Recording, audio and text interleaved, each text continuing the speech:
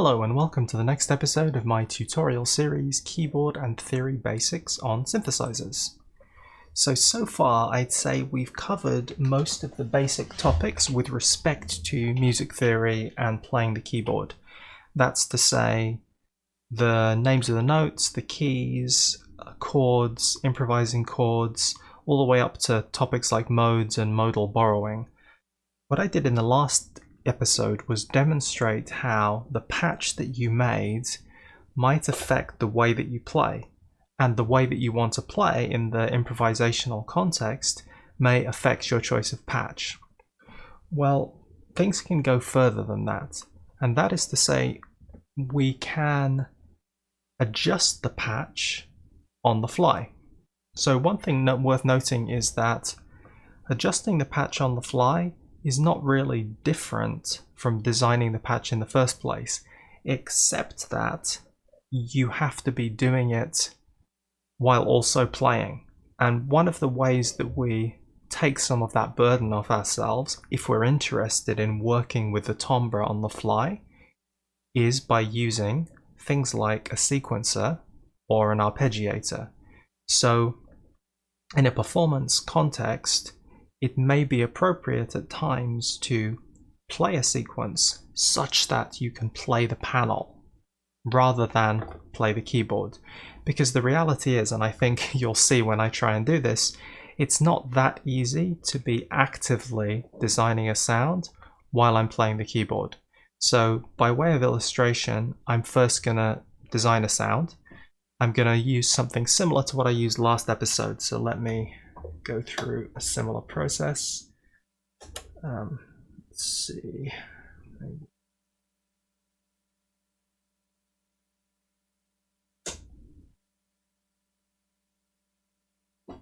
Okay, good.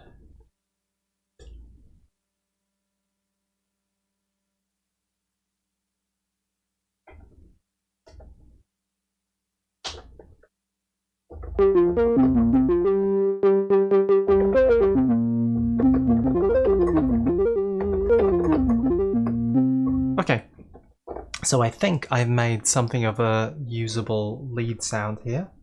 Not the most interesting of lead sounds, but something that I think has a character that you might use and you might actually hear. So first I'll describe what controls we're most likely to reach for when we're making changes here. So I would say the easiest timbral changes for us to find are in the filter section, any effects, and maybe glide, and the mixer. If you have effects, the synthesizer itself might have them, but you may have external effects. So on my mixer off to the side here, I have a reverb. So you may be actively adjusting the amount of reverb mixer sends that are coming in here, but for now I'm only going to work on the panel. So what I'm going to attempt to do is to play a little and to try and make some changes, and the changes I'm going to make are going to be in the filter section.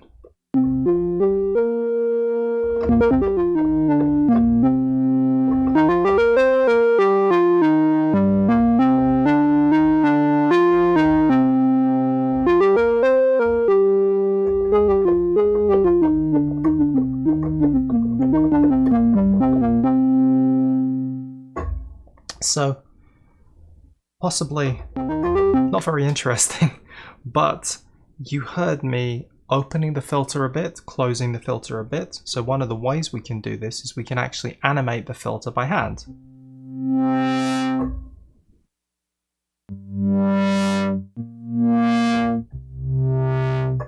So that's an interesting way of getting a movement which our envelope may not be providing us. Another thing which I did was adjust the resonance a bit.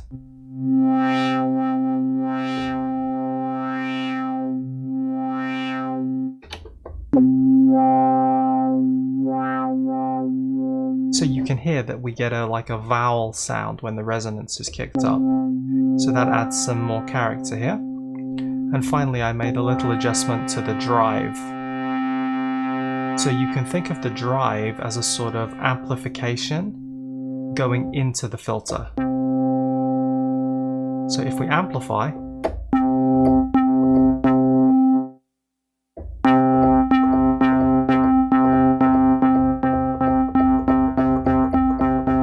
you can hear that a type of distortion starts to develop.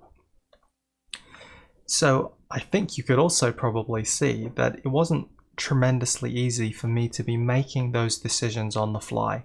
That's one of the reasons why I think it's very important that you get used to using your pitch bend and your mod wheel. So for example,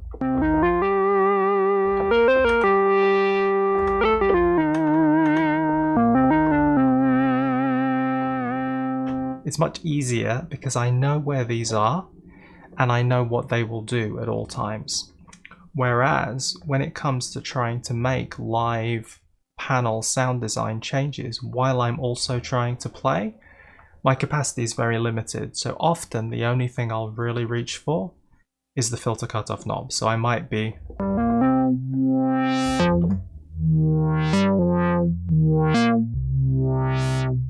think of doing something like that, but I'm unlikely to go for anything tremendously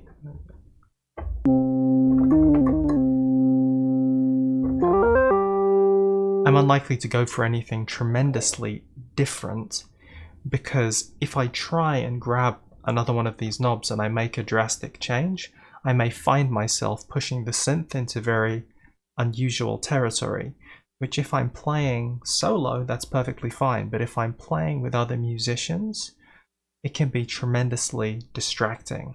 So for example, I might choose to turn up some distortion to cut the mix a little more. If it's my turn to take the lead, I might open the filter, turn on some distortion.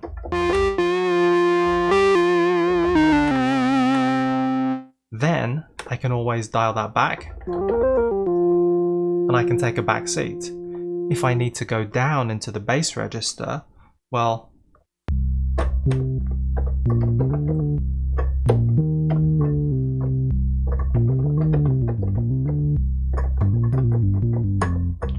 I might choose to close the filter a little bit just to get rid of any brightness leaking into the mids. If I open the filter,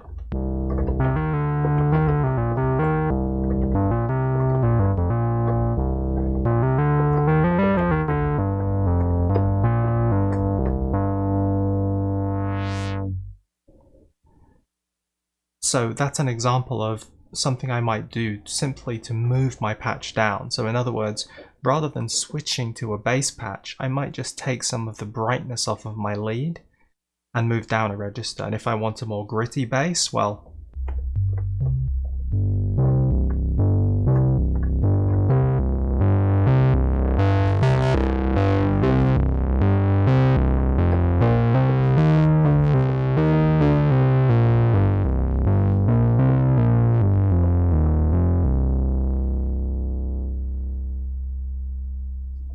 I have the opportunity to dial these in on the fly. But again, I feel like it's easy, if you're not deliberate, to come out with sounds which just don't really make sense. So, how do I free up my hands to work on the panel more freely? Well, the easiest way to do that is with a sequencer or an arpeggiator. So the arpeggiator allows me to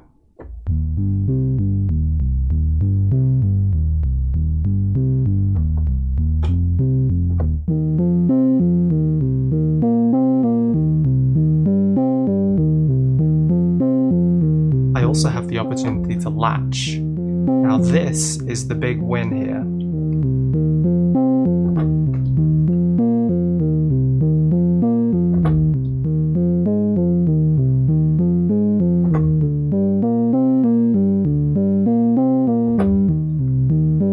So because I can free both my hands up, now I can really explore the panel. So what might I want to do here? Well, firstly, I might like to change the shape of the sound, because at the moment this sound is a lead, it has a long tail, and it has a large sustain, so it's expecting me to be holding notes down. When I'm arpeggiating, I think it makes more sense to have shorter notes.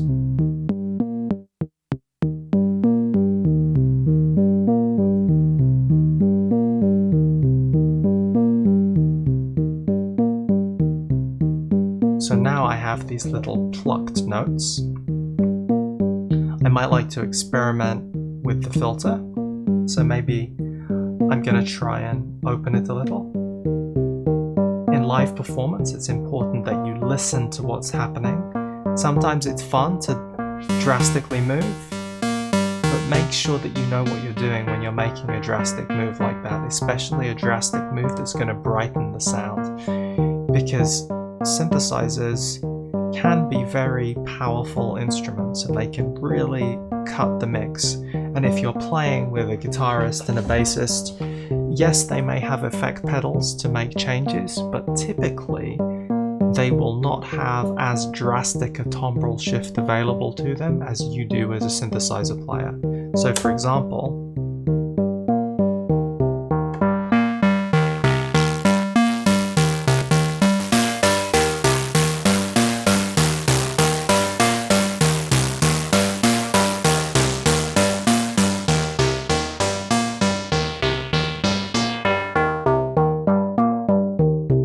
so you can hear that I went into a very sort of rough and loud territory, and then I brought it back in under control.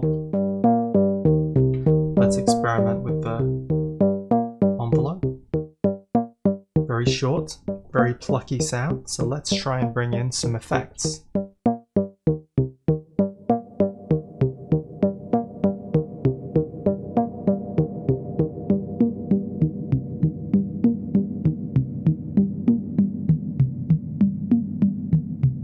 So again, a little tweak, a subtle movement, but I've gone from something which is quite present, possibly a sort of verse type of sound, to something that's quite delicate, maybe a bridge type of sound.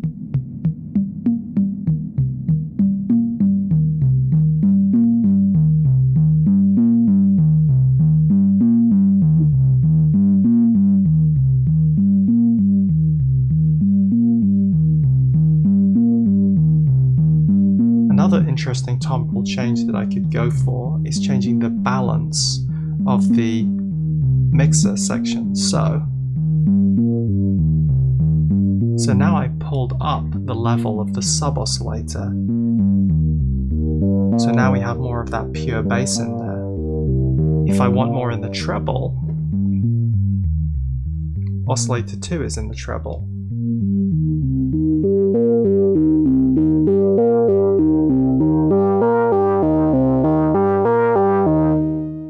Okay, so I think that illustrates some of the movements that we can do there. I'll try and reset this a little.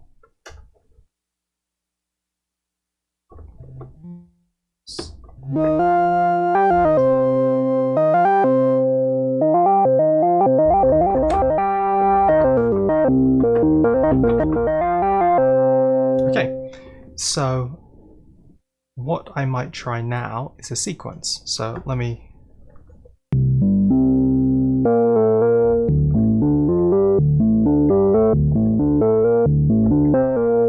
I'll record that sequence.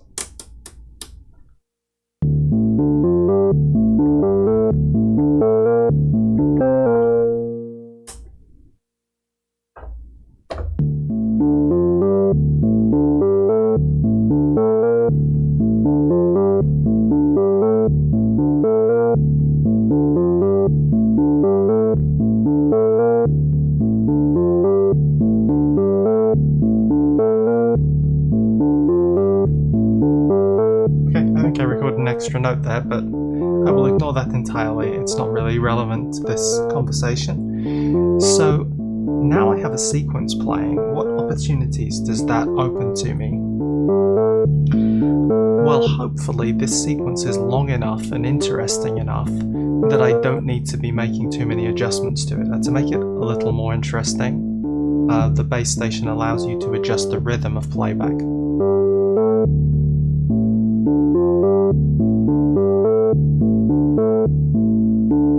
Okay, so this is interesting enough. So what can I do here to add some additional interest or to perform this? Well, one quite drastic change you can make is with the glide parameter. So the glide parameter is how quickly the pitch moves from one note to the next.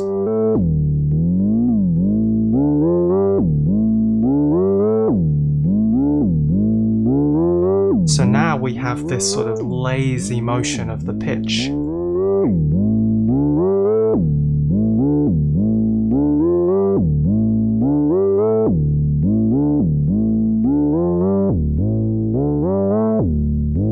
So adjusting the balance there, but I could change the bass to a different waveform type.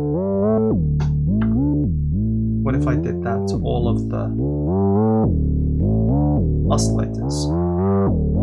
An interesting thing that I think is quite useful to think about is making opposing motion on knobs. So that means when I make an increase in one parameter, I make a decrease in another parameter. So what I might try here is make the filter envelope motion more drastic while decreasing the resonance.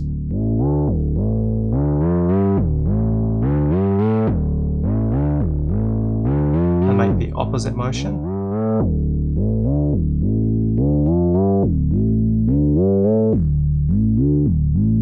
I might close the filter while increasing that motion.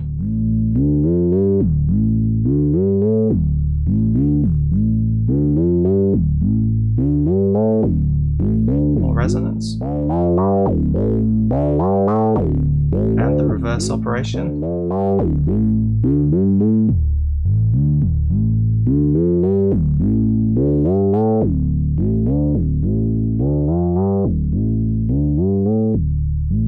Bit of distortion.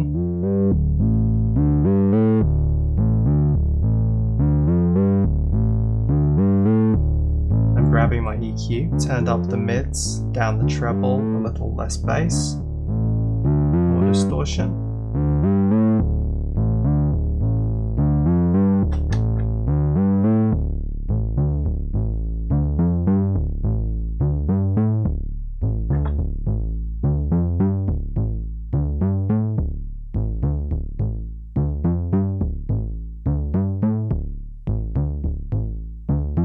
Bringing some reverb in on the mixer.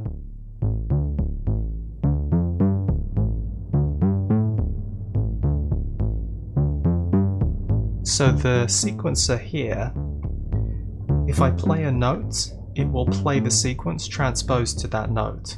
So if I wanted to play higher,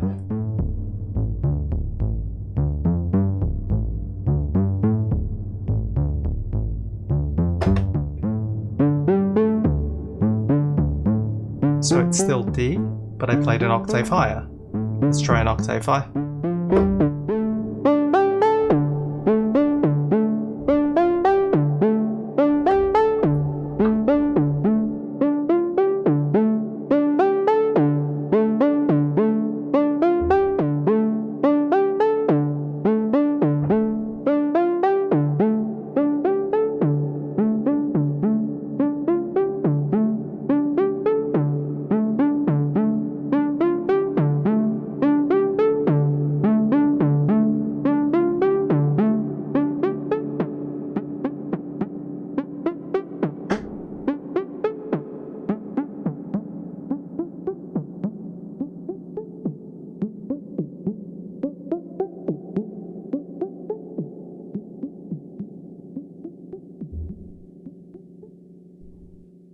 So, rather than this being a theoretic discussion, rather than this being a performance, it was supposed to form a middle ground between demonstrating changes that you might make and the practicalities of actually trying to play in a live context.